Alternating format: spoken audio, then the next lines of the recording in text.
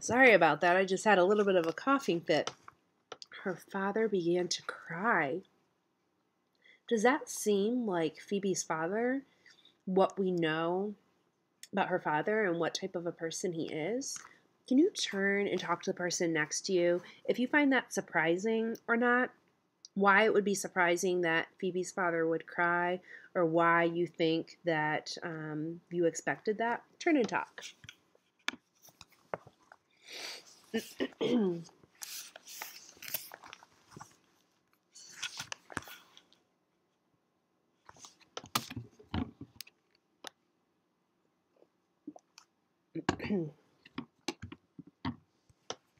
Okay, let's put our attention back up here, because next we have chapter 30, Breaking In.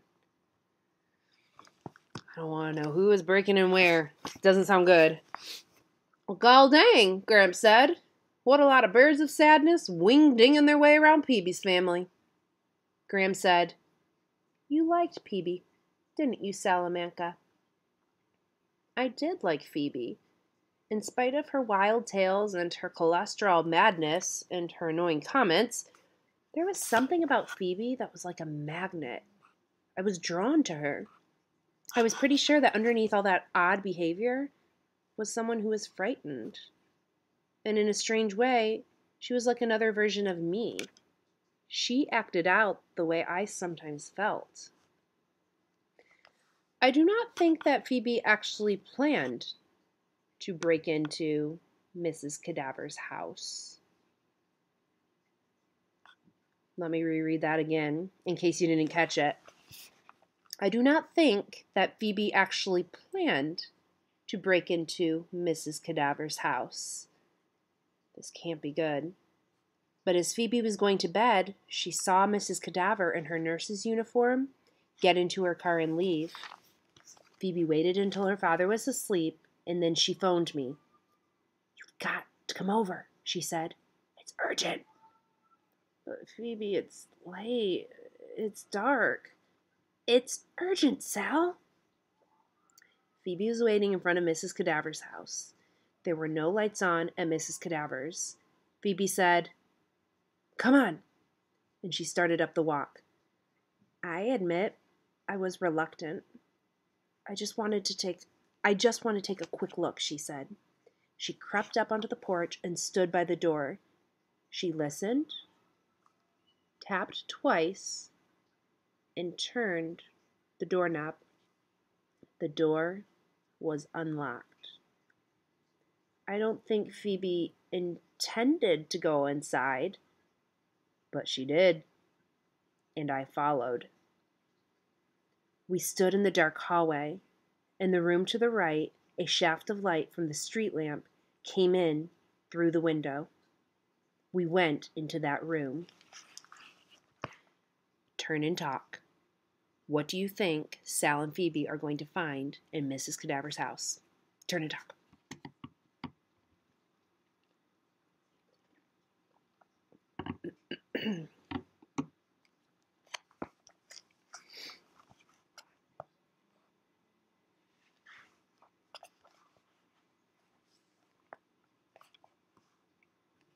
Okay, eyes back up here.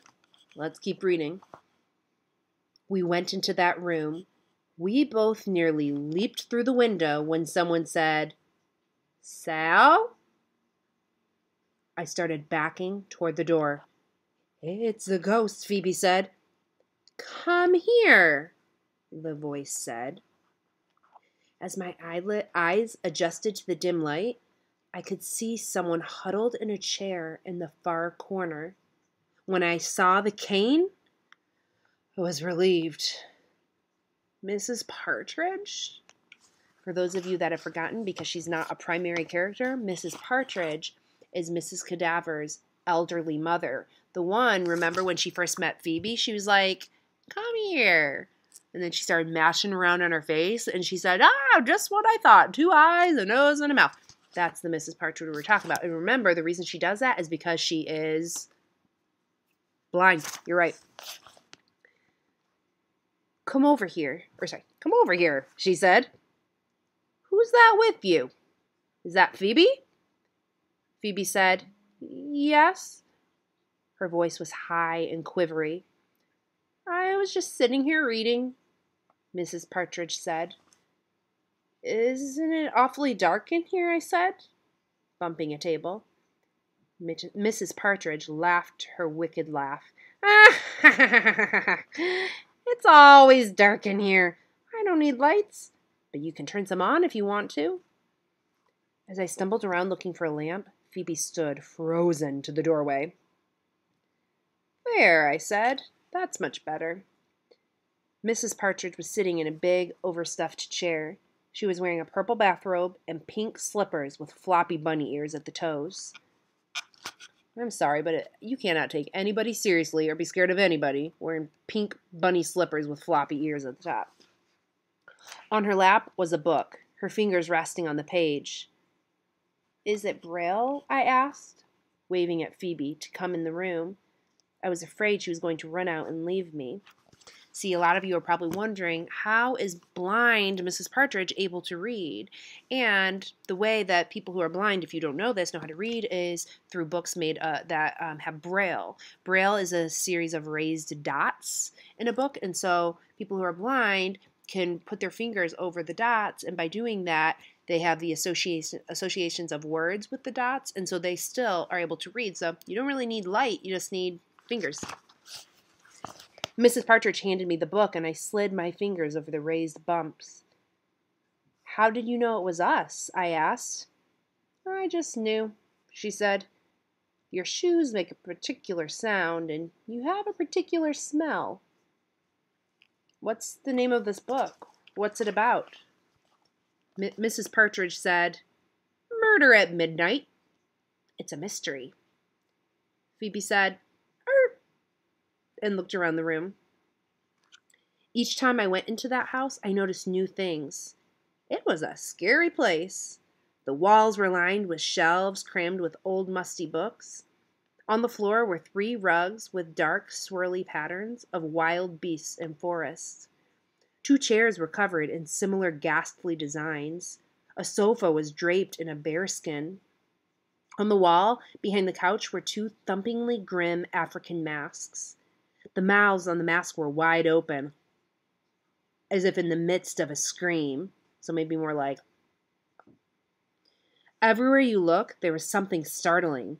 A stuffed squirrel, a kite in the shape of a dragon, a wooden cow with a spear piercing its side. Some crazy art she's got in there. Goodness, Phoebe said.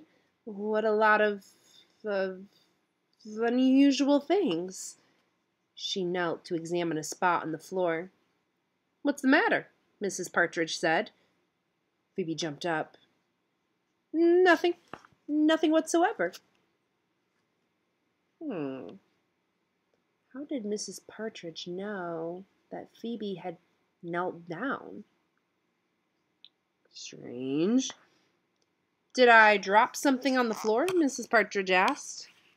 No, nothing whatsoever on the floor, Phoebe said. Leaning against the back of the sofa was an enormous sword. Phoebe examined the blade.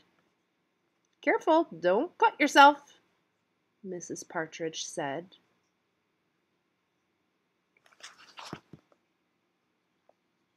How does Miss Partridge know that A, she knelt down, B, she was examining the sword, which makes no noise at all? Turn and talk. What do you think? Turn and talk to the person next to you.